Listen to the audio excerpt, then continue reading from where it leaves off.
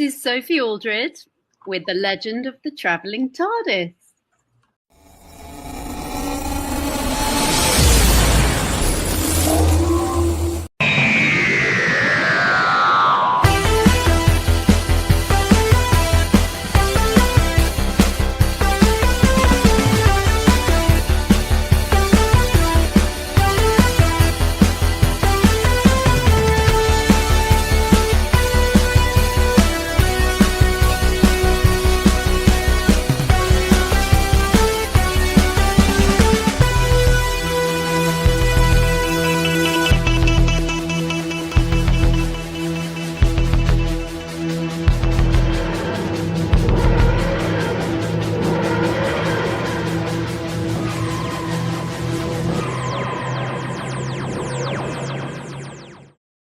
Hello and welcome, fellow Whovians, to the legend of the Traveling TARDIS. I'm your host, Paparazzo Dave Chapman, here to entertain, and we've got a great show for you. We are reviewing Gridlock, one of David Tennant's great episodes, and I'm, of course, not alone.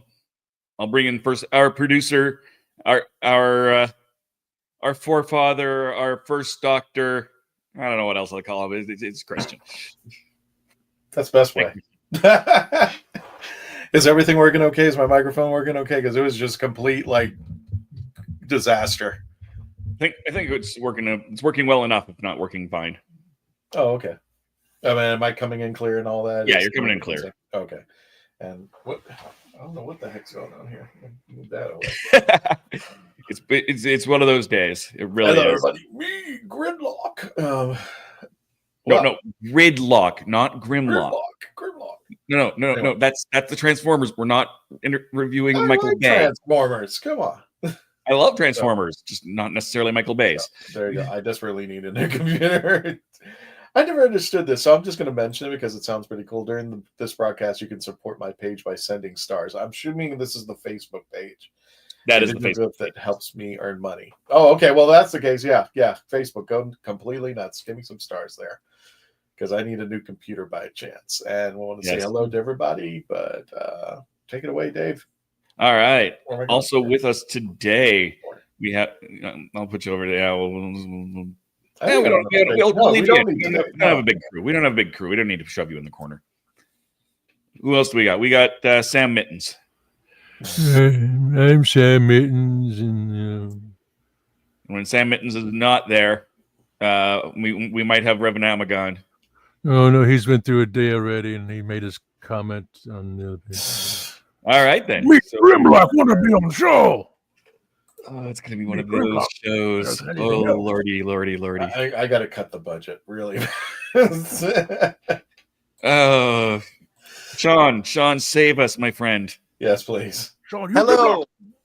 It is I. I am happy. And I'm ready to review Gridlock. I'm not sure what I'm saving you from, but I'm up to the task. So yes, hello. You're saving us from Tom right now. It's Christian and Tom, really. So I'm just saying. Gridlock not happy. You wouldn't be. The crazy people. You're saving us from the crazy people, Tom or Sean. Tom and Chris. I got some bad news for you, Dave. Oh no! From the crazy, I got some bad news for you. Oh, no. I can't help you review Gridlock, though. I can at least do that. Good.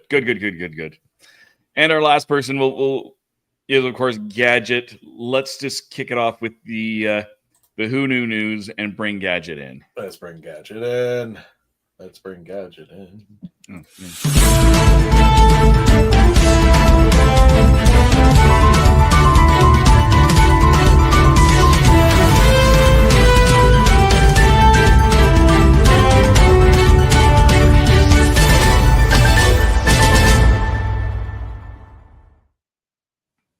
Let's bring Gadget in, and then I brought her in, and then you took her out. And I know. It's the heat here. It's almost 100 degrees here in New York, and it is like I am literally like melting here. And no Wicked Witch jokes because it turned out she wasn't wicked. All right. So basically, it's going to be a short news because still no word on the land and the whatever they call it and everything. The thing that doesn't even look like a Doctor Who episode and all that. and everything. And yes, I'm fanning myself with my book because there's no air. There is no air. But let's start with some happiness. Like 2 birthdays this for this month of July, end of July, we should say. And she never ages. I swear. She's just turned 68 years old. Nana Visitor, from Star Trek fame through movies, everything, you name it. This woman does not age. She look at her. She does not. No. And basically is having probably the best birthday in air conditioning and stuff. But right now, I'm still trying to figure out what she's up to lately. But I haven't really heard anything yet. Christian, have you heard anything, or Dave, or Sean? Yeah, I think she's just doing conventions. I think doing conventions. All right. She was in Ancient City last year, so this is actually the picture that we took. Oh no, this is not Ancient City. This is years ago. I think it was Florida Supercon or something like that. But she was at Ancient City last year. I'm seeing her. Yay! And then our second birthday in honor of this great actor, David Warner, who passed away on July 24th, 2022. Celebrates. He would have celebrated, if I'm trying to do the math. I can never do math correctly when it's simple stuff. But he celebrated a birthday actually today, and he was a great actor. I remember seeing him in Tron and Time After Time when I was growing up, and The Time Bandits. So those were my 3 movies that I remember seeing him in. And then throughout the years, he's been spotted in other movie shows. He was in, is it Dreamworld for Doctor Who? If I'm seeing that correctly or saying it correctly and stuff. Or Dreamland. It was the animated version. Dreamland. And then he was also in The Holocaust, Rasputin, Dark Servant of Destiny. He was in Wallander and Hogfather. That one I think I did see. That was interesting. But three things of Star Trek. He was There's Only Four Lights. Can't remember that guy. The Kardashian. Oh yeah. He was also in Star Trek V. Star Trek V, The Final Frontier. He was a minor character, and I really think they underused him. So I'm glad. That's why I'm glad they pulled him back in Star Trek VI as Gorkin. Really cool. So yeah, he's got some. He's got 6 decades of talent, acting, movies, theater, you name it. He's been all over the place, and God rest his soul. And everyone I've spoken to also said he was a good guy. Whoever worked on set with him, sweet guy. He would always look out for the little person too. Like if you were just starting out, also, he wasn't one of those like stuck-up ones that would be like, "Oh no, we're not going to tell you the secrets." No, he used to look out for everybody. So yeah, and as I said, it was a short news because the only other news we have is for those lucky devils that were on the West Coast and everything at San Diego Con, because they got to be. Now, you sure their minds weren't wiped or anything? They got to go into the dark archives or the black archives and of UNIT and got to experience a bunch of cool things, merch, everything, you name it, and they got to see firsthand what the Mattel dolls of Ruby and the Doctor look like. They even put out on the Doctor Who page, if you couldn't make it, would you like to join UNIT? And I had the link posted somewhere for everybody to see. But if you do want to do it, it's Doctor Who TV/not-authorized, like a dash. And you can get your own UNIT ID and everything. I'm trying to find mine on my phone, but I screenshotted it and it's in all the bad part of the camera roll. I think it got corrupted because I think UNIT is on the ball when they don't want anybody knowing what's going on. But if you do want to join, just go right to Doctor Who TV and check it out. And you just got to create a BBC account. And you have your own mission to go on with UNIT. And that's all we have, unless everybody wants to mention anything that's coming up, conventions or this nasty weather, or because it feels like the TARDIS when it was on fire with the 11th Doctor. Well, I was going to save it for the end, but the couple things I wanted to bring up. First of all, this number is wrong, and we were hoping that this number would have changed by the time it got up here. But so right now we're looking at 69,961 as we are doing this live.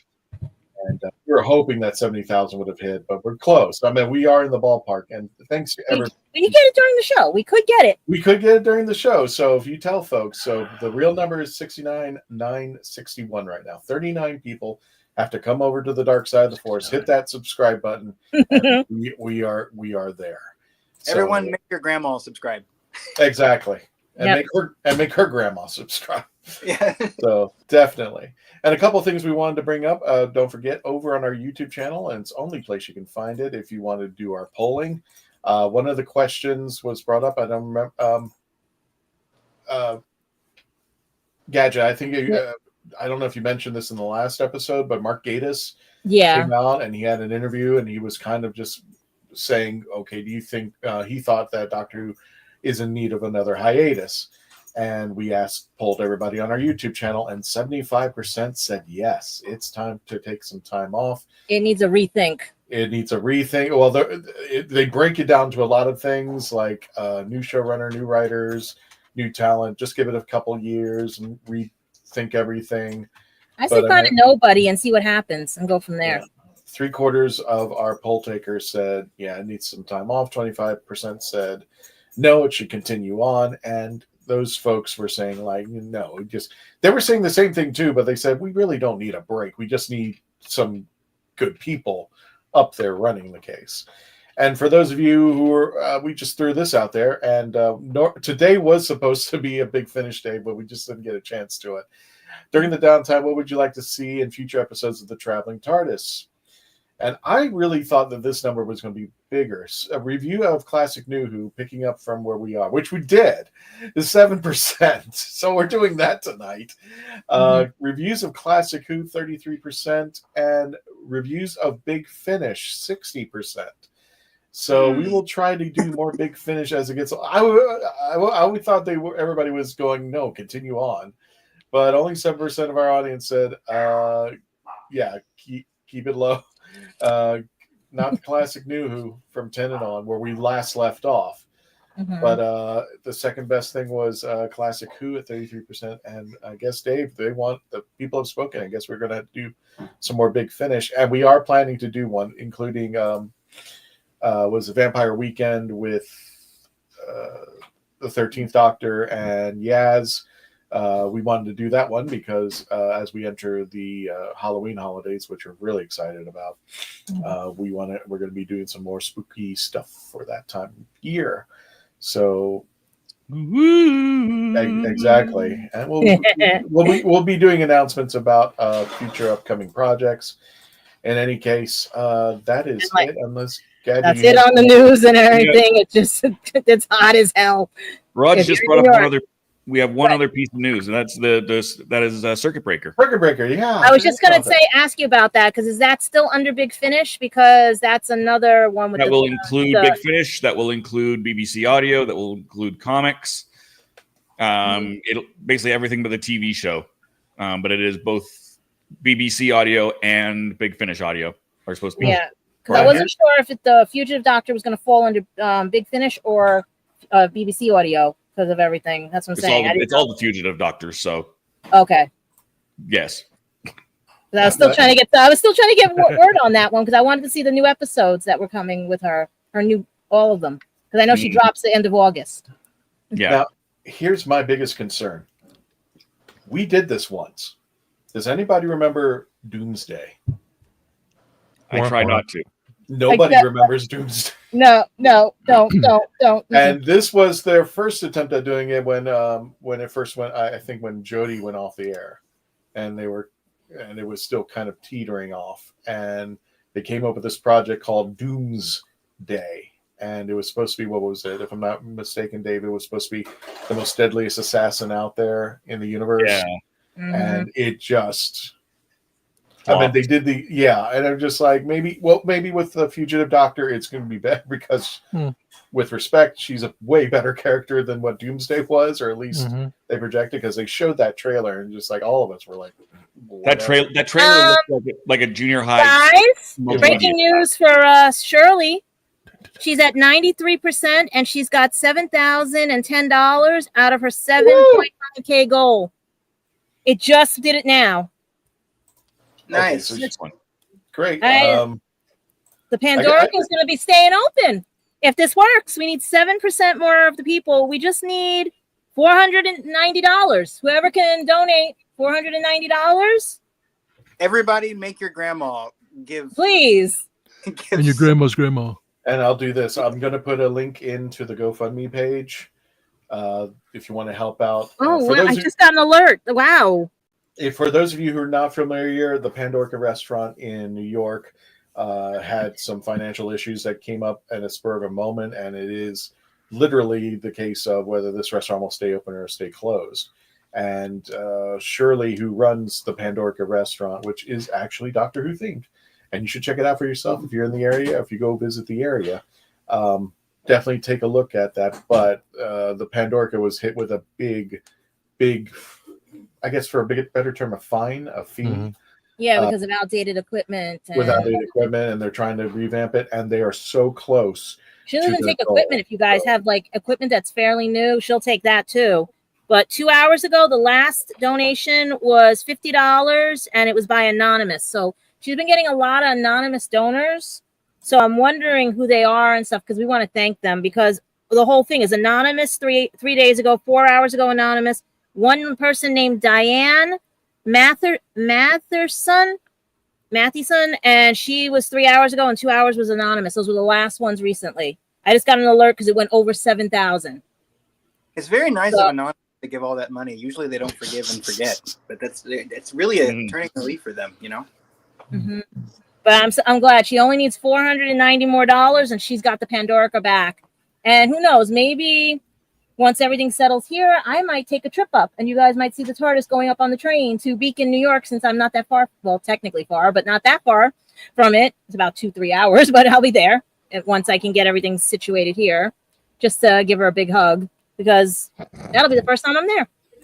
And again, if you can give by all means. You know, even small increments, $5, $10. You just want to throw that in there. The smaller, even if it's small, it adds up and builds up to help out Shirley keep that restaurant up there. And again, for people who may have never visited Pandora, we had her on a week or two ago explaining the fundraiser. You've got to check it out for yourself. The Pandora, it's beautiful. They do serve fish fingers and custard, so I definitely can't wait to go up there sometime. And they're going to have a special event with Carol Ann Ford at that restaurant. It's actually taking place. I don't have the information, but you can go on the PandoraRestaurant.com on my birthday, August 20th. Susan will be up there, so maybe it's a sign. Who knows? No, I can't afford to go. 24-hour train ride, $50 on Amtrak. I mean, if you can catch the deal at 5 a.m. So, is there anything else in the news there? No, that was just great. I got an alert. I'm looking at my phone flashing, and I'm like, "What's flashing?" And it's like, she's over 7th. I was like, "What?" So that's pretty much all the news we have right now, except for, like I said, the heat wave that's hitting here and everything. But I'm hoping that anything else you guys come up with, anybody in our can bring this up, because we're still. I checked it again, still 69.9. Come on, guys. Here's something that just came up, and we want to thank everybody who has supported us. This literally came through before the show started, so this is actually the last announcement. We hit 1,700,000 views. What the hell did we do right? In our, I have no idea. What the heck? We did something right. You people are hard up for entertainment. That's all I'm going to say. It's me, good to see me. As of yesterday, we hit 1.7. I got this email late, so I'm not exactly sure why I came late, but I guess we hit it yesterday. And that's phenomenal. That's amazing. And thank you all for supporting us on this one, and continue to view and watch as we're closing in on that 2 million views and our 70,000th subscriber. So thank you again, folks. Let's go ahead and wrap up the Who Knew News by pushing this little button.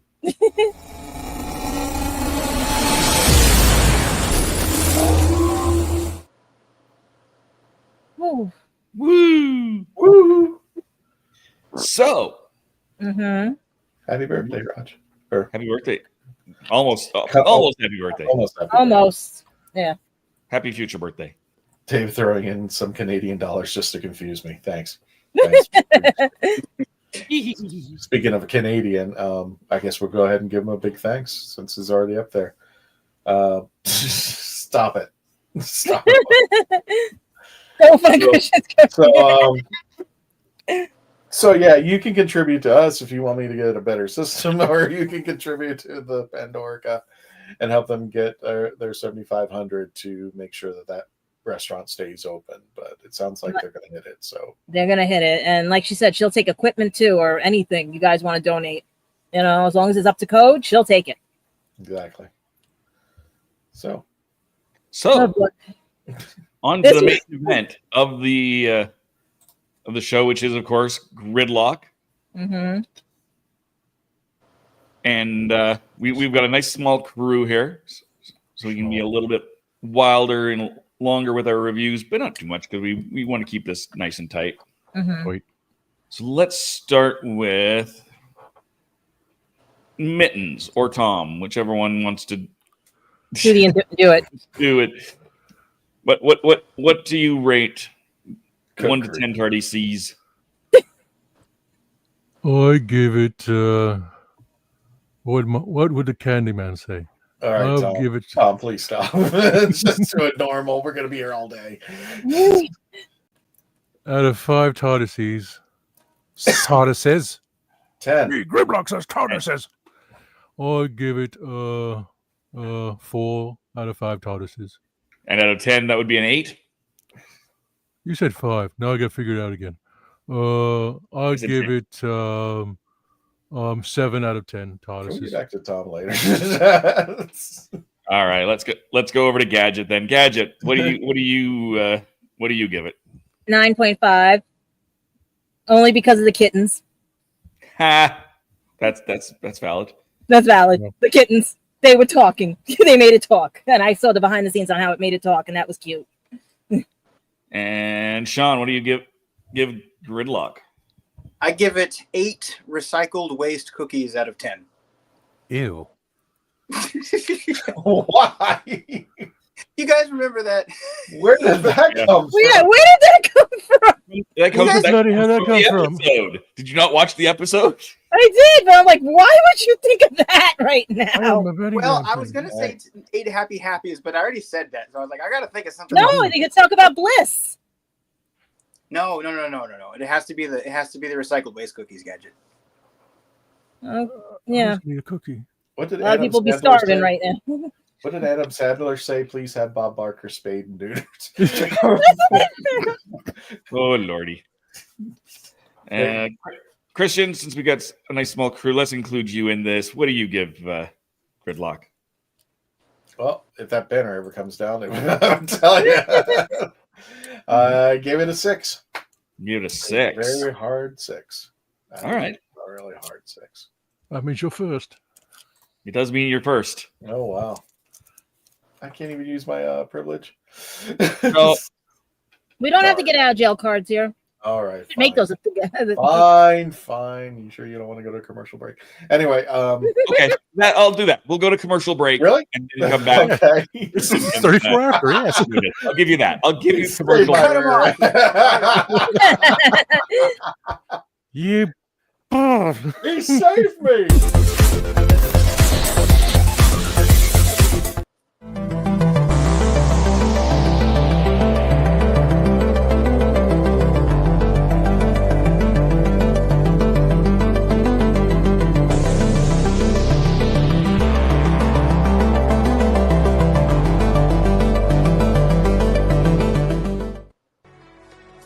Are you a movie nerd? Do you collect VHS, DVDs, CDs, records, and so much more? Are you looking for clothing from 1940s to 2000s? Do you need cosplay or themed outfits? Come to Ducky's Vintage. We have it all for all budgets, located at the Oviedo Mall right off of the 417.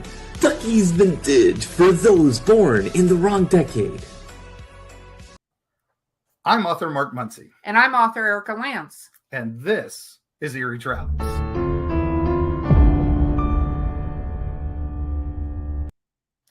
Greetings, travelers. Join us as we travel through folklore, myths, monsters, legends, and dark history. Now, we'll be your guide to the spooky side of reality as we discuss cryptids, paranormal, and all things preternatural. Sometimes we find the truth is way scarier than fiction. We're on twice a week on your favorite podcast platforms, including iTunes, Spotify, Amazon, and YouTube. We have amazing guests from all of the areas of the strange and unusual, including witnesses, investigators, and more. Yeah, with Erica's curiosity and ridiculous array of pop culture and true crime knowledge.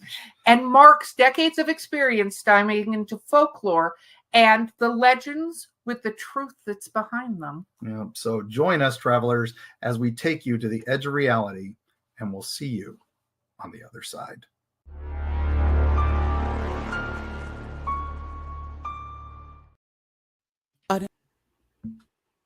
I didn't listen to that voicemail. I'll tear open that letter you sent. Don't you tell your friends I want you back. I gotta leave you now unread, because you've already said those words that switch my heart to dead from loving you. So you'll stay ghosted and I'll stay focused on sewing clothes. The spell stays unspoken, a dark silhouette of a mark man and broken. Right down, I didn't listen to that voicemail, or TikTok that story you sent. Don't you reel me in to get me back. I'm gonna leave you now. Hi everybody, welcome to the show, The Legend of the Traveling TARDIS, and we're all here together. Welcome back to The Legend of the Traveling TARDIS and our review of Gridlock. We're getting ready for Christian to give his excuse for why he only gave it a 6. Christian is hidden. These were very long commercials, apparently. He went to get some ribs. It's going to be one of those. It is. It's one of those nights. All right. The skeleton of Christian. What do you... Tom, you're on camera. Do you want to give your own rating, or do you want to go with Christian's? You are on mute there, Mr. Skeleton. What do you expect? Does this mean I go first? Yes, this is you. You go first. Oh, okay. Just skeleton. Just leave the skeleton. Yeah, bumbling boobs. Hey, it's a great weight loss program. Anyway, so just do it. Never been a skeleton before. So I gave it a 6. I got to explain it this way. I didn't know how to explain why I picked a 6, and I was watching our other friends on other YouTube channels, and it was. I watched our friend Joe from Matrix Lord 212, and he does these things where he eats food, and I was like, okay, I'll just watch this one episode, and he was eating lemonade potato chips. Trust me, I'm getting to the point of this. This is really nuts. So he was eating lemonade potato chips, and he described it as best as, it's not bad, I just didn't like it. So, Joe, I'm stealing this from you. That's how I'm going to explain my rating. It wasn't bad. I just didn't like it. It just didn't work out for me. I mean, it was a cute episode. I meant it was a novel episode because I've never seen anything like this. But I was just like, of all the things and all that. You definitely haven't been to New York. Well, do they have macro in New York? So we have exhaust fumes left and right. Okay, if you're down in Manhattan, this is Manhattan. This is definitely Manhattan. Worse than macro. So I really the macro. Those are the we don't talk about. They're in the sewers. Oh, okay. Yeah, they're in the sewers. Dave, I don't know how to explain it. It wasn't a bad episode, but if you're expecting me to go, okay, Christian, we're going to have a night of watching Doctor Who, pick out 5 episodes, this would probably never be in the top 100. Okay. It wasn't a bad episode, but I mean, if it's on the TV, I'll watch it. The only thing that I found interesting about it was and the one that stuck out the most was that Bliss girl. Mm-hmm. And it was, and it was the only thing that really got me thinking. Is just like, would you take the patch had you known what was going to happen? If you had something really traumatic in your life, would you take Bliss? Would you do it? And I guess I'm asking everybody on the team, if there was a way that you could wipe out something that was really traumatic, would you? Would you put that patch on? Nope. I couldn't even answer it. I would never put that on because everything traumatic is what made me what I am today. Yeah. I don't think I would, because it seems like, and of course everyone has their own coping mechanisms, but it seems like everyone being kind of complicit is what's allowing it to happen. So in that particular context, I think the doctor facing it head on was the right decision. So no, I wouldn't have. Tom, would you put the Bliss patch on? I ask myself that every day. Yeah, exactly. Would I erase things that have happened? So all I can say is I'm sorry. I made mistakes. All these things lead to other things. Things led to the show. Spill the geek tea. And a certain predicament came up today, and I made my general statement on the other one. It's like, this is how it is. I will not accept anything beyond this anymore. We're just going to leave it be. So, I'll think about it tomorrow. But for right now, yes. Yeah, that was the hardest thing when I was first watching it, and I don't know if I can explain it to people. When I first watched it, there were things I would have taken the Bliss patch for, without a doubt. And today, like you said, Tom, and I think it was, what was it? It was of all play we were talking about earlier was Star Trek V: The Final Frontier, where Kirk says, "I don't want my pain, I need my pain, and this is what made me the character I am. What should I have taken left when I should have turned right?" Those decisions that Donna situation. Donna situation. So how would you feel about that? I just thought it was the most interesting thing about the episode, and it made me think for a while, but then it was gone in a heartbeat, and so was the girl. And yeah, such is life. Such is life, yeah. But as far as the rest of the episode, like I said, it wasn't bad. I just didn't like it. It's not one of those my go-to episodes. Will I watch it if it pops on the screen? Of course. Yeah. That it wasn't, like I said, it wasn't bad. And I think I'm with Gadget is just like, okay, yeah, kittens and Doctor Who. What else can you some cute. I think that was in David's contract. It had to have kittens. Every episode had to have a cat or a kitten. No, that works for me. But yeah, that's what I felt about the episode. I felt it was kind of a filler.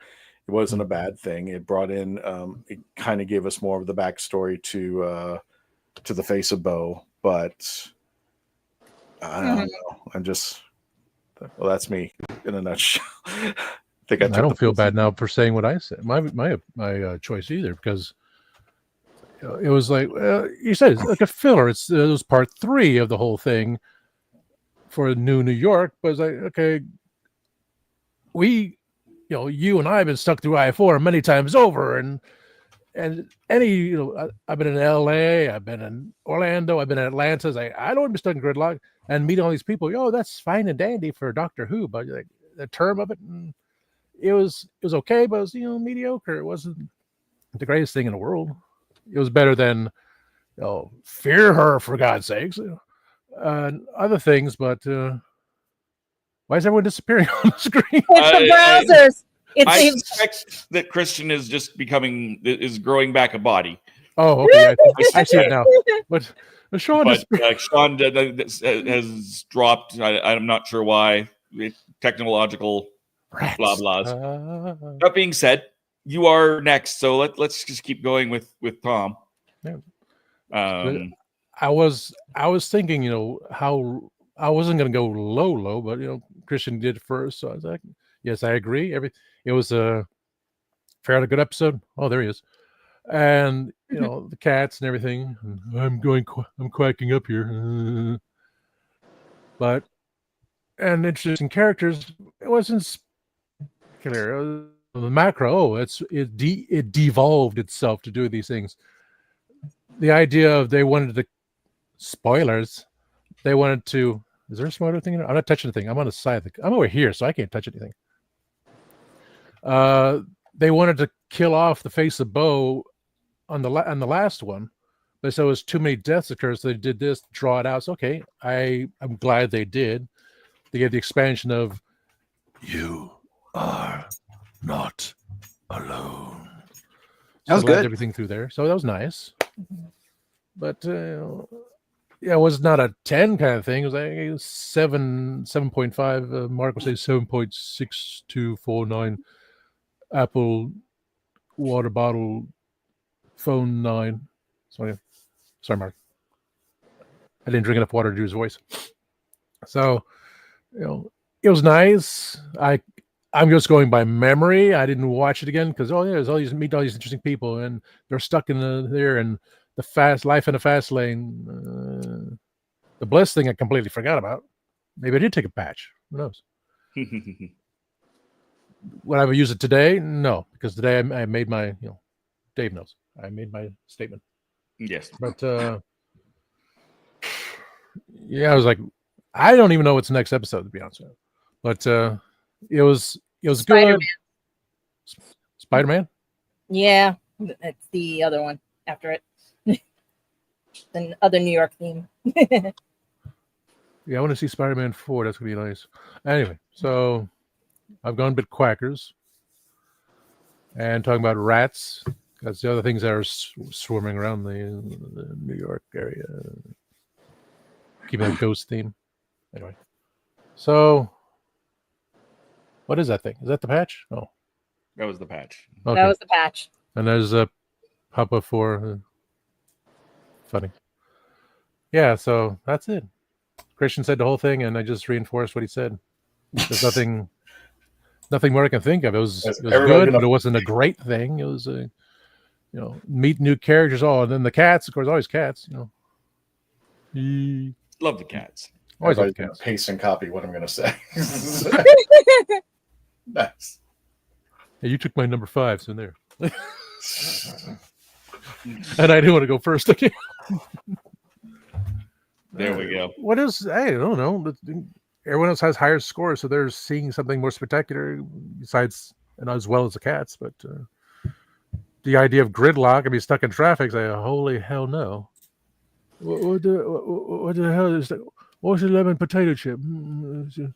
Oh, it's Grego. I mean, to be fair, we don't have a, we've got a good broad reach, but nothing is jumping, right? It's fairly even steps. For example, Sean, who's up next, gave it an 8. So we got Christian at 6, Tom at 7, Sean at an 8. Sean, why did you give it an 8? I gave it an 8 because it was a thoroughly enjoyable experience for me. This episode has quite a few things in it that are iconic for me. So the first thing that I want to shout out is David's speech about Gallifrey in the beginning. While that song plays, the Doctor Forever, that's the only time I'm going to sing on the pod. But yes, the Doctor Forever theme by Murray. Yeah, it was great. I really like that moment with, you can just see it in his face. He's really putting his heart into it. Speaking of David Tennant, I also have one of my most quotable lines and one of my most quoted lines in all of David Tennant's run, which is just him going, Martha! Like, if that's not a GIF, it should be a GIF, an animated GIF with him doing that, as should Martha Jones going, what? When they say 6 years, that's one of my favorite whats in all of television. What? I like Cat Guy. I like the character. I forgot his name. Whatever, Director Krennic or Darth Vader or whatever his name is. I like him. Novice? No, not Novice. He's the other cat. Yeah, yeah. He's really, really good. Despite his homophobia, the rest of his attributes are quite charming. And speaking of cats, we got Novice Haim back. I love that hug between the Doctor and Novice Haim when he's like, Novice Haim, hold on, wait, get off. And he like remembers that she like was testing on humans. That's such a relatable thing. It's like, oh, it's nice to see you. Oh, wait, never mind. I hate you. I forgot about that. Really like that. And then finally, I have to shout out and I'm going to talk about the story in just a second, but I'm going to be as brief as possible. I'm going to shout out the callback to the Macra. If you've seen Classic Who, seeing the Macra here is really cool. Granted, like most Doctor Who fans, I saw this first, but it would have been really funny if out of the mist emanated the original cheesy 1960s Macra voice with them going, "There's no such thing as Macra." That would have been really nice to have that coming out of the fog, as you said, Macra. But yes, this story itself did a lot of cool things. It had a few purposes. It gave us a chance to sit down with Martha Jones and get to know her a little bit better. You get the name drop for the Daleks. You get the Doctor setting up Gallifrey and the Time Lords if you just joined on board. And then you get the whole drop for Yana, the "You Are Not Alone" thing, which eventually leads to the Master. So the episode did all that really well. And one thing I like about the actual story is there are a lot of parallels in this story to religion, which I think is really cool. Because just like with the Floor 500 thing, if you guys remember that, anyone who's watching, I know all these guys probably do. All made of gold. Right, yes. You get them literally saying, there's a city above us. And the Doctor saying, what if everyone's just going around and around and there's nothing? Religion is also sometimes called a substance for the masses or something to that effect. And you get I'm not saying I agree with that, but that's kind of the parallel there, because you get the substances that people are selling, like the happy or the forget there, as they're convincing themselves that there's something up there. And then also if that parallel didn't already smash you in the face with a sledgehammer, you get everyone singing Old Rugged Cross as they're going around and around. So those are really interesting parallels. And then when we finally do go up and see Novice Haim, she very much treats the Face of Boe sort of as a deity. And then you have him being sort of prophetic when he says the "You Are Not Alone" thing. And it does kind of play almost like a religious story. And then at the very end, you get the Doctor talking about Gallifrey in a way that bookends what he said in the beginning. And that is when you get everyone singing "Abide With Me," another classic hymn. So I think the episode's beautiful. I think it does a lot of things really well. And it was thoroughly enjoyable the entire time and sets you up for the next episode. So I gave it an 8. Applause. There we go. No, that's a perfectly reasonable answer. I can't disagree with anything there. I can. I'm just trying to figure out how that thing became John Barrowman. Did that become John Barrowman? Really? Spoilers. Yeah. It might not be. After I was thinking of something. Well, he's got a big head, for God's sakes. Maybe it's they should do a retcon now. It's K9 or something. No. Master. That's a very disturbed K9. So we've got our 6, we've got our 7, we've got our 8, and that leaves us with a 9.5. Yep. I told you the kittens were saving it and everything. Because at first I thought I was watching again with Nashuti and V because talking about Gallifrey and everything. And so I said, I knew in the New Who there was too many callbacks to this season of Doctor Who. And I'm like, they're the same thing. Let's go to your planet. Let's go to this. Let's go whatever and everything. And almost like verbatim, it was like, I'm not going to tell you. And then all of a sudden, after the serious event, he tells everything and stuff. So I was like, okay, I gave it, I was basing it all on that. Okay, what was taken for the new show? What was taken from this? Everything. So I was doing that. And then I forgot that this was the continuation of what he did with Rose and the mess he made and everything there, because they gave freedom to everybody. So I thought when I was originally watching this years ago, I thought it was the people that were given their freedom, and this is what happened, and it overcrowded, just like here in New York, overcrowded the whole area and stuff and everything. But I thought it was just, too many space cars on the road. Like, that's the impression I was getting, too many of this. You got the exhaust fumes, just like here. You got everything else. But the funny part was when they went and they opened up all those patches, like you guys were calling them and everything. And I'm thinking, we just opened up cannabis stores all over New York and everything to make people forget. So I'm like, how is this getting verbatim that I'm living in this, especially with the I cannot pronounce those crabs, because those are like the ones that are running around in the city that have no brains, no nothing, because they de-evolved, because maybe they got too much bliss, maybe they got too much whatever, and because they went panicking over the fact of what happened, like, oh wait, when we had the lockdown here in New York, everyone panicked, everyone was like, oh, we destroyed the city because of everything. It was like, I'm just looking at parallels to what could be and everything. Like you said, religion, I'm thinking it's more other things that we can't really talk about, but does have similarities, because it's just funny how everyone's running to a cannabis store right now to forget their problems. Everyone is just trying to get around. The subway is a mess right now. Everything, it had a power outage, everything. But then you get the little stories of the family stories of what the goal is. You get some families that are like, they were newlyweds when they were sitting in that car, and they had the little kittens and everything and stuff. And then everyone knows Father Ted and everything and stuff. And basically, like, I was playing Guess the Actor at the same time. And then you get him jumping around because he's going after Martha, because he's like, I'm not losing another companion again. I already lost this one and everything. I'm not losing another one, but how do I feel about this companion? But he still managed to go and everything. And then what got me was the girl who's supposedly pregnant, when Martha says, take that patch off for honesty. Why would she have to wear an honesty patch? And then drug Martha to get onto that, you know what I mean, and stuff, you know, with sleep patch. Like, do we need patches for everything nowadays? Because we don't know how to go to sleep. We don't know how to have bliss. We don't know how to have, you know, like happiness anymore and stuff. We just want something as a placebo or medicine to make us go night night. I mean, that's what I was watching with this. But at the same time, the hope that some people had, the fact that the married couple, the old ladies, that they were originally, when they said the years, and I'm like, that makes sense when Nava said about like how long it's been since the doctor's been there. And then when you get the Face of Boe, you're like, who is this and everything? And then at first I was like, when I found out the secret, when they said it in a future episode, spoilers, that it is Captain Jack. But then I was thinking, could it have been Rogue?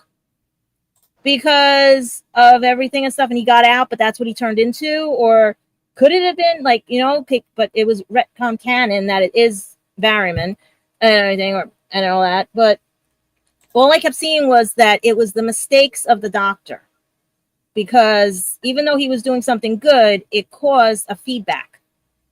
And then people weren't questioning anything. They were just being put on hold, like they are when you call police around here and everything and stuff. Like, everything is automated. Everything is automated. And until someone human comes along, or Gallifreyan, and decides we're going to fix it with the help of others, everyone was just stuck in a feedback loop. Everyone was just in a loop going around.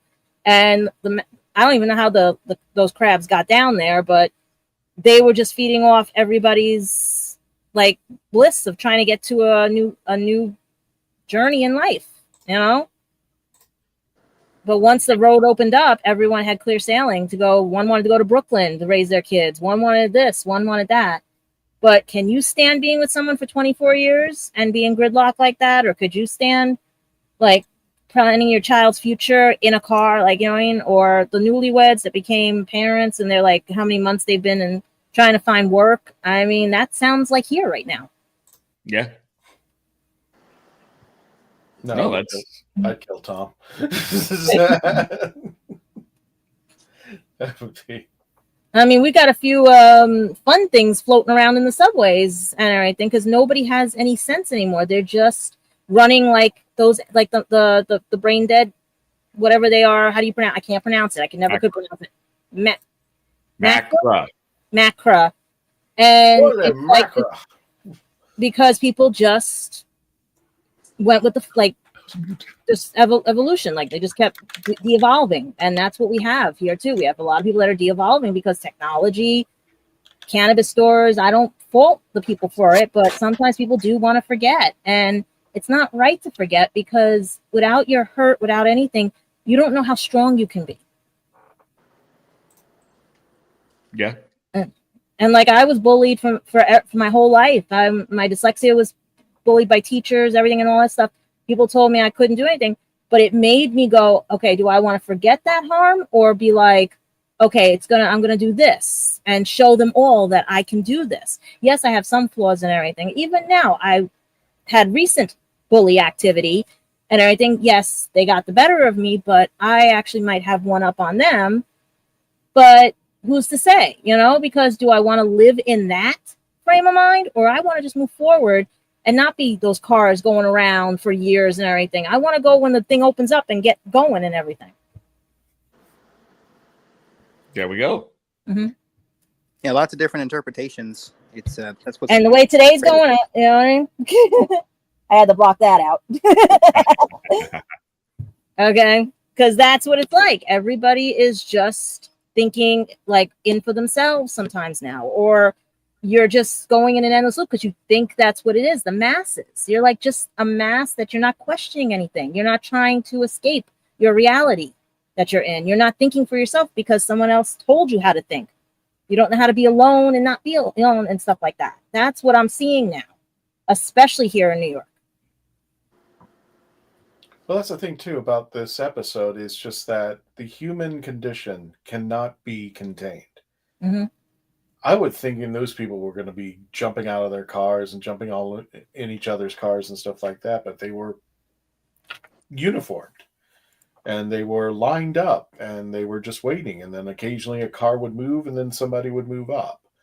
So I don't know. You could also see it as purgatory. See it as like you somebody who passed away. You could see it as purgatory, and they're reviewing their sins, and then oops, it magically opens up if he's going based on Sean's religion.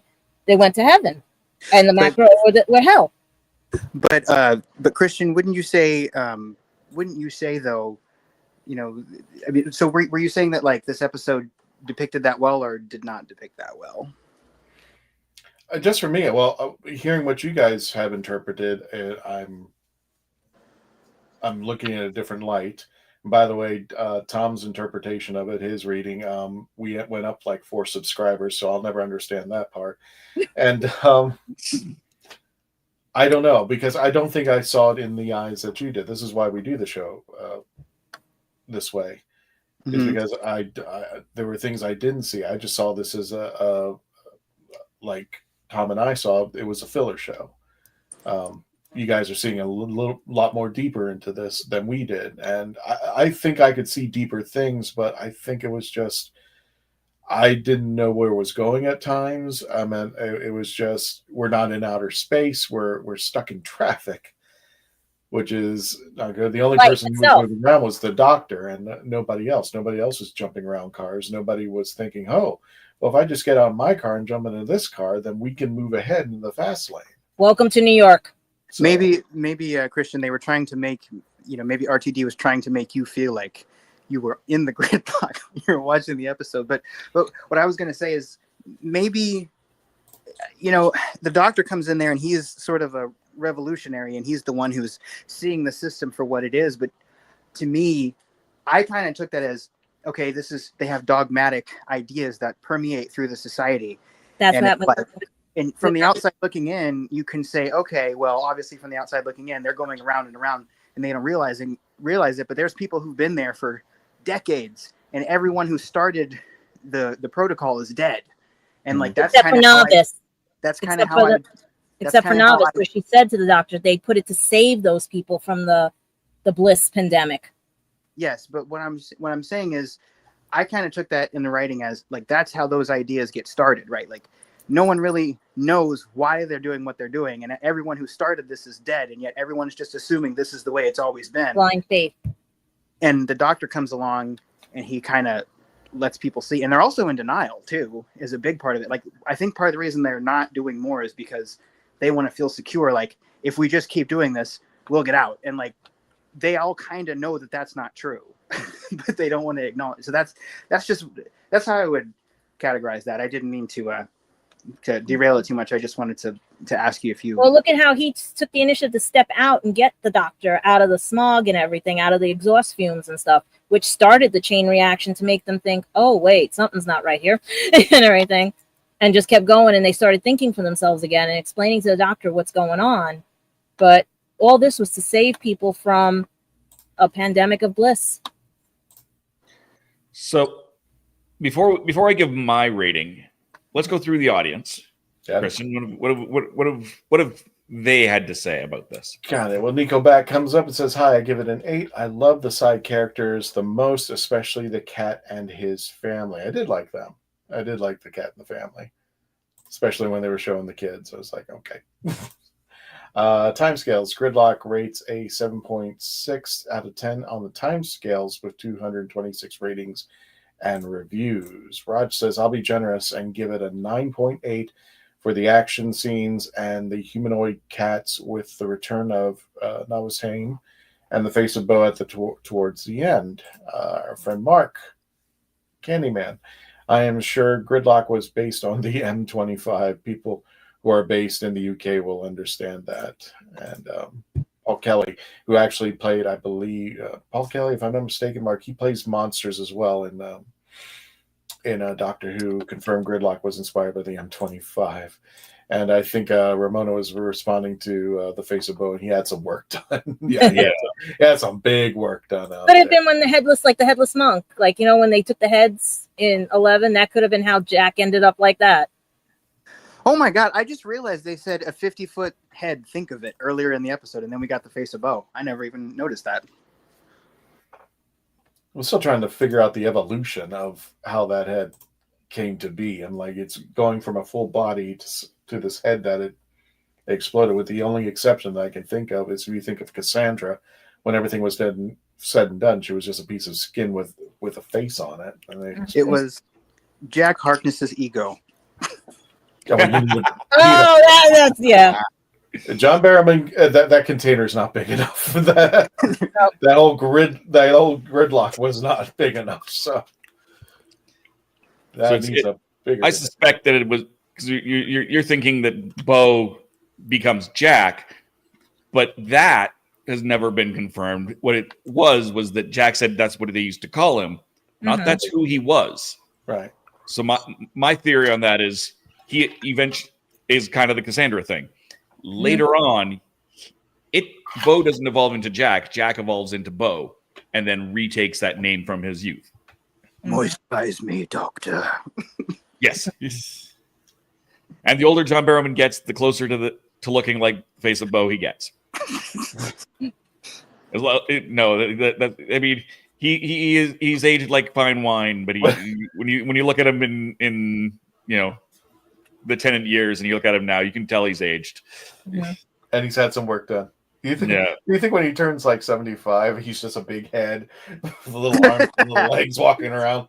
How about these Rastafarian balls for hair or something like that? I don't know. I never understood that.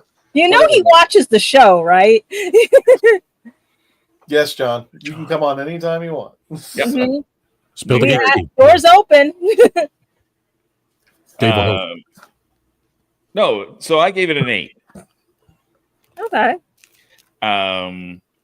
And I kind of agree with everybody's thing. Yes, it felt a little bit like a filler episode. I don't care. It was a good filler episode. I rewatched it before this episode, but I'd also rewatched it a couple of just before the last season aired, because that's where we were at. I watched Shakespearean Code and then just let it run through Gridlock, thinking, okay, we'll probably be doing Gridlock like next week or something, so I'll just let it run. And in watching it, I hadn't watched it in years at that point. It inspired me to go watch other shows. It inspired me to go find the Macra Terror, even if it is the oddly animated version, right? I wanted to find out more. I mean, I knew that the Macra existed. Not everybody might have known that, but I went and looked for that episode, and I found it, and I watched it, and I enjoyed it. I went back, and it also inspired me to go watch Paradise Towers. It gave me a little bit of a it gave me those vibes as well. I saw that. I saw nothing. I deny it. No, it gave me Paradise Towers vibes, kind of when they pop in on the old ladies, and there's people living their lives, and the Doctor and companions just kind of go through them and go through these people's lives. They're there, they're gone. It's not that these characters are here and gone. It's that the Doctor is here and gone in those characters' lives. It's something unusual that's happened to them. The rest of their story isn't relevant to us because that's not the story we're following. But that doesn't mean it's not an important factor in their story to themselves. And we see that a little bit as he, goes through some of the people he does interact with, like the cats, like the little old ladies on the other end of the CB. And then there's some that we don't, he just kind of, excuse me, pardon me, Doctor coming through, the nudists. Oh yeah. Yeah, you can't do that today. You cannot do that today. I think you can get away with that. But it was so fast, right? And there was a few others that were just like, what? His catchphrase, what? But it inspired me to do more Doctor Who, as opposed to just watch the episode. And it definitely had, and I did also went and kind of compared this to some of the modern stuff. Oh, look, here's music in Doctor Who. Oh, look, the little ladies were married. That's just a toss off because that was the time, and that's how it used to be back in the day when they would have been actually young. That's what you got. Is these are sisters, these are friends, these are cousins, whatever. No, they're married. They just can't get married. So there's all of those factors in there. Excuse me, itch.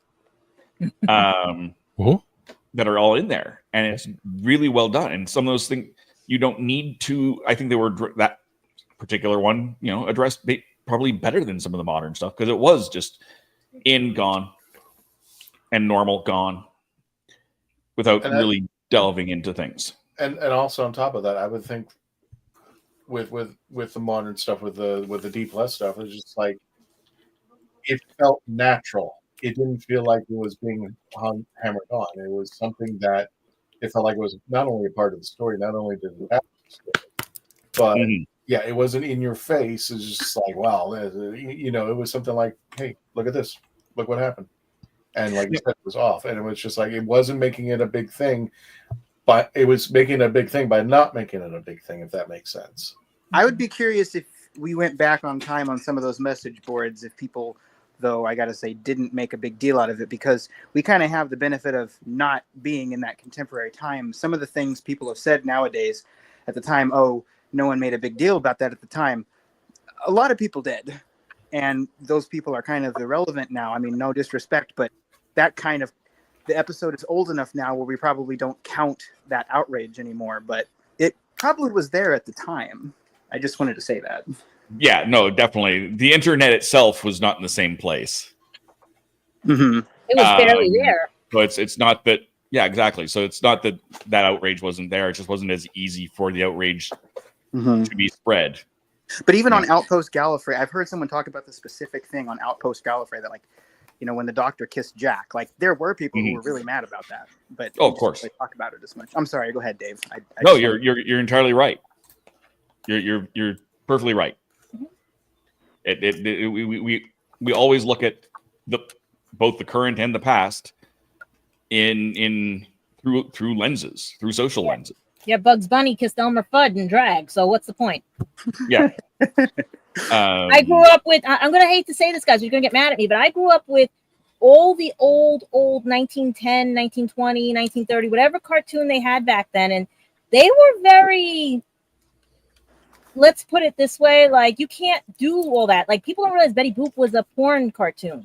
They don't realize that a lot of it was colored face on certain characters and all the other stuff and everything. And that's what I'm saying. Like, if you try to do this episode again now, it'll just be like Idiocracy history right there, because we've got the stores, we got everything, we got everybody's bliss going on, Yeah, it's kind of a separate topic, I think. But yeah, we're sliding off here. But that no, I think we've had a really good discussion on this. With a lot, and like Christian said, a lot of thoughts. He's looking at it in a different way now. In some areas, and I think that's one of the lovely things about this show. This is why the Legend of the Traveling TARDIS exists, so we can have these conversations and look for stuff. Jim's got a bit of a story there about being teased for a speech impediment, and called a few things. The teacher giving him a gold star on his forehead, which in the 70s was a Charles Manson thing. This is not good. It was never good. That should not have happened. And would you take bliss? Would you do that to get rid of those memories, or did they make that who you are? It's a thought. That's the thing too. It's just almost like, okay, you don't want to be bullied, but it's usually the bullies who bring out the character, and that's when you make the decision. I mean, was it like a Christmas Story with Ralphie? He finally just snapped and he just started attacking the bully. And I thought that was the development of his character, because it was like, no, I'm not going to take this anymore. And that's what you do with the bully. I've said this before in previous episodes. A way a bully gets its power is you give it attention. If you give it attention, that's how it becomes more powerful, because you're spurring on what they want. But if you pull the attention away or deflect the attention in some fast, like in Ralphie's case, he just ran up to the bully and smacked him, then the bully subsides. But is this something of a growing development, or is this something they shouldn't have? Of course, I'm one to say no kid should ever be bullied in school, ever. But I grew up with, being bullied and stuff, because I was the nerdy kid. I was the Asian kid. And, God, I did have, I'll say it. But I had my life threatened a couple times. That actually scares you. But what do you do about that? I think that is a judge of your character. Say, how do you get through this? How do you do it? Now, yeah, I don't want a kid to ever grow up, with his life threatened. But at some point, where do you grow your armor and, realize that this is just a point of life? Boys can be really hard against other boys. And later on, girls become harder on other girls. But I think it also develops character. I don't want anybody to feel uncomfortable, but at some point, it's just like jumping out of a plane and with a parachute on. You're going to have to take that first step. And that's life. How you fly down that parachute and hit the ground is a judgment of your character, if that makes sense. Yeah. And Christian, me and my family were actually talking about something like this the other day, which is like, if you're born with anything, right? Like, be it a disability or the way you look or anything, any attribute you have about yourself that puts you, puts a target on your back for certain groups of people who don't like that. It's like, growing up, being aware of that and trying to be a better person because people have targeted you that way. It's like, would you rather have that happen or just be a person who never had to deal with those kinds of things? And of course, there's no person on this entire planet who doesn't have big problems, right? So I'm not saying that, but it's just like, if you've had a target on your back at some point in your life, like, would you... Means you're good, you're famous. Would you give that up? Would you give that up and not understand those issues? Or would you say, okay, I had that happen to me. Now I understand what that's like, and I can help other people who've been through this. It's a really interesting question, I think. Definitely. And it is a broader question that I think we can address on this episode, especially at this point in the episode. Speaking of going off the rails. We got to answer. We're not even going off the rails. We're not even going off the rails. It's perfectly valid. This is all perfectly within the scope of this episode. But it does open a much broader conversation that this is not the time or place for. And hey, you invited the philosophy channel on this channel. I'm so sorry, guys. No, that is quite fine. Like I said, you did not cross any lines. You were right. You're entirely right. I'm not reining this back because the conversation is not valid or the conversation is not necessary. But we're at a point where we can start winding the episode down instead of winding it back. Instead of winding it up. As we wind down, it's David Tennant with kittens. Yes, there we go. 10 out of 10. We have kittens. Yeah, and they're not being gambled away as in a poker game like an angel. You know what haters actually does mean? Because I was watching this thing the other day with Tiara Maori. I can never pronounce, one of the twins. She says haters are having anger towards everyone reaching success. There you go. Uh-huh. So I thank all my haters. So with that, why don't we wind things down, I think.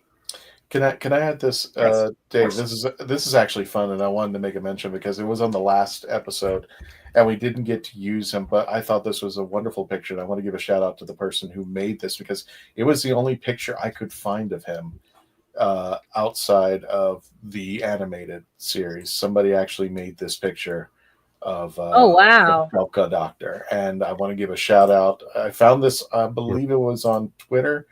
So let me find the person's name. It is please. They're actually pretty good. Mocha Quokka. I'm just gonna put, if you want to see for yourself, I'm gonna put it in the comments.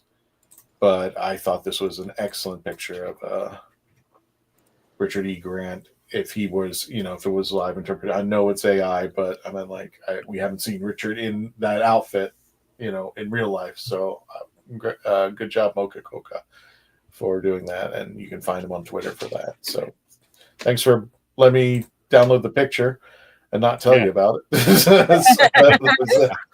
But I'm giving you a shout out, so there. Definitely. No, I'm glad. I didn't even notice that one when we were playing the game because I can see all the behind the scenes stuff. I didn't actually even notice that. That was a hard one to pick out because it was just, it was really dark and all that. But I was just like, I was hoping he would get hit, but he didn't. So I was like, I can't let that go. So yeah, it is. That's fair. So let's start below me. Sean, where can we find you? You can find me on YouTube at Our Philosophy Is. If you're looking for nerdy content in a queer-friendly space, that is my channel. I've got the big swishy rainbow logo on there. I'm doing some more Doctor Who stuff, as I said, still reviewing the Patrick Troughton era, which there's a few of those episodes out there, just a few episodes in the Patrick Troughton era. Have you done Macroterra yet? I haven't, but I think when I get to it, it's going to be interesting because this is one of the I've seen the most number of times, just like with Power of the Daleks when I did that. So I can't wait to see what I think when I get to that one. But valid. Right. Yeah. But that's where you guys can find me at Our Philosophy Is on YouTube. Head over there if that sounds good to you. Thanks, guys. Excellent. And Gadget, where can we find you? Well, if you're going to be in the Bronx this weekend on August 2nd, I will be at St. Helena's Roman Catholic Church for the Bronx Anime and Comic-Con Expo. It's from 9 a.m. to 5 p.m. I think they still have some tickets left and everything. There also is an after party on Arthur Avenue. I might go to that depending on what's going on here. Also, at the end of the month, I'll be at Anime NYC. Hopefully, they have my press pass fixed and everything because they screwed up again on it and everything. But otherwise, not much until October when New York Comic Con happens. And hopefully, if you guys please, I'm still trying to find work. If you want to go lulu.com, pick up especially this one for the kids who have autism and dyslexia and some adults. It teaches you guys Dungeons and Dragons in the simplest way. And I'm still working on the other books in the series. And if you want to read about my travels in England for about, and also maybe a snippet of what the Doctor Who experience was like, because they wouldn't even let me use some of the things, but I had to change names and stuff. Read this and everything. It is like 3 books in one, if the way I broke it down to make it easier and stuff. And everybody yelled at me about that. It should have been 3 books, but what can you do when you just want to get everything and move forward? Yeah. Yep. And just. And Tom, where can we find you? Oh, look, it came in today. Anyway, you can catch me and Mark and Dave and sometimes Nick on Spill the Geek Tea. Sunday, we just did an episode interviewing Gary Kirby who's the organizer of the Rapture Gaming Festival happening this weekend over in Gloucester. And come Sunday, we're going to be interviewing a marine chef, so that's going to be interesting. You can catch me on my regular channel / at Reverend Amagon. I do a couple of shows here and there, and that's primarily it. Excellent. Yeah, I don't think I can't remember where Rapture is. I don't think it's Gloucester. Gloucester. I think it's somewhere else, but I could be wrong. My brain is somewhat on the fried side of things today. But you can check me out at Happiness Patrol. That's Happiness Patrol Show on YouTube. All one word in the youtube.com/@ Happiness Patrol Show. Our next episode 3, goes live on the 7th of August. Episode 4 goes up 5th of September. So it's the first Thursday of every month. Please give us a subscribe. Hit the bell. It's only one episode a month. So hit the bell so you don't forget about us. And of course, you can find me on my own channel, youtube.com/TheRatHole, DOTCA. And I stream games there. We have a miniature painting show there and all of that. I'm not traveling as much right now. That's all of our Doctor Who reviews, therathole.ca/who. We are in the process of renovating the site a bit so that what may or may not work as properly, but hopefully it will soon. And you of course can find me at Spill the Geek Tea on Sundays, and right here on the Legend of the Traveling Colchester. There we go. I knew I was wrong. Rapture Gaming Festival is in Colchester. I just looked it up. Wrong Chester. So I'm sure Mark was lipping out at us. He's going, "What are you doing?" Yeah, he posted. I hope Gary's not watching. Sorry, Gary, if you're watching. Making you feel bad now. Yeah. Sorry, guys.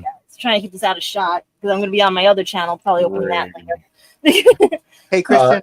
Yes, Did Dave ask someone a specific question on our chat? I didn't remember if we'd come back to that. I don't mean to interrupt, but I didn't remember if David asked someone in the chat. Did I don't think I did. Maybe I did, but if I did, I've forgotten it. Okay. Well, Sean remembers, so you. Sean remembers. Yeah. Sean remembers. That's all that matters. Edwards Farms also probably remembers, but you know. Exactly. So, guys, this summer, if you want to get some barbecue sauce, now I apologize. Quite a few of you have already talked to Billy, and we're trying to find a delivery service that is not that expensive. UPS and FedEx, they're kind of pricey. In some cases, I think he even mentioned that you're paying more for the delivery than the bottles themselves. But you can catch me at the conventions at Ancient City, and I'll explain that in a moment. Or if you want to purchase it yourself, just write to Billy at emailthekitchenkillers@gmail.com. Don't forget to put TARDIS in the subject line for 10% off of your purchase there.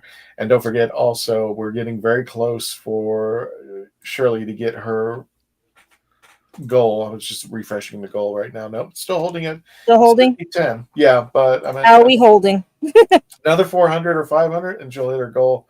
That will definitely help her maintain and keep the Pandorica restaurant. If you haven't visited already, the PandoricaRestaurant.com, and check out her GoFundMe is also there. You can check out all the food. And if you're in that area, by all means, go over there at Beacon, in the Beacon area, and check out her food.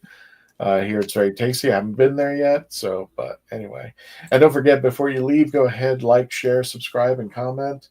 We're now up to 69,966, and my year-old brain just went completely nuts on that one. So we're at the 6,996. Wait, what? 69966. Oh dear Lord! All sixes and nines. Exactly. I'll take a screenshot before somebody subscribes or unsubscribes. Yeah, please. That's too funny. 4 of you subscribed during Tom's little speech, so I don't understand, but that's fine out there. And we will be at Ancient City, ancientcity.com, September 14th through the 20th. Make sure you go out over there and get your tickets now. It's ancientcitycon.com and purchase them online. Tell them the Legend of the TARDIS, Traveling TARDIS has sent you. Also, the Dalek Builders will be out there. This will be taking place at the World Golf Village Resort, please, in St. Augustine, Florida. So please get your tickets now. So without further ado, I think that is it. I think so. Palindrome. I'm just making sure. Don't forget to say goodnight to Simon on your way out. And everybody, please stay safe. And until the next adventure, Tony, take us out.